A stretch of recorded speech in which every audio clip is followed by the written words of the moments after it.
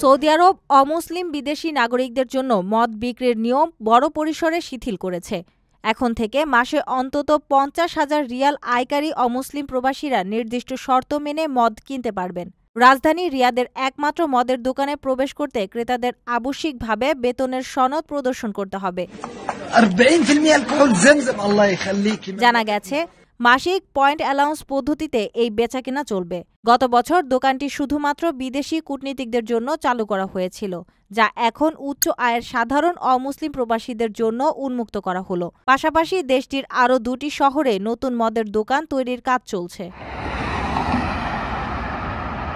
মূলত রিয়াদকে আন্তর্জাতিক বাণিজ্য ও বিনিয়োগের প্রতিযোগিতামূলক কেন্দ্র হিসেবে গড়ে তুলতেই এই উদ্যোগ। বিদেশি দক্ষ জনবল ও মূলধন আকর্ষণ করতে দেশটি ক্রমেই রক্ষণশীলতা থেকে বেরিয়ে আসছে। এর আগে নারীদের গাড়ি চালানোর অনুমতি এবং বিনোদন খাত উন্মুক্ত করার মতো সংস্কারমূলক পদক্ষেপ নিয়েছিল সৌদি আরব। আপনার স্বপ্নগুলো আকাশ ছুবে প্রবাসীর হেলিকপ্টারের মাধ্যমে। বিয়ে, জন্মদিন অথবা যে কোনো বিশেষ প্রয়োজনে হেলিকপ্টার ভাড়া করতে যোগাযোগ করুন স্ক্রিনে দেয়া নাম্বারে। প্রবাসীর হেলিকপ্টার, নিরাপদ ও সাশ্রয়ী বাহনের বিশ্বস্ত নাম।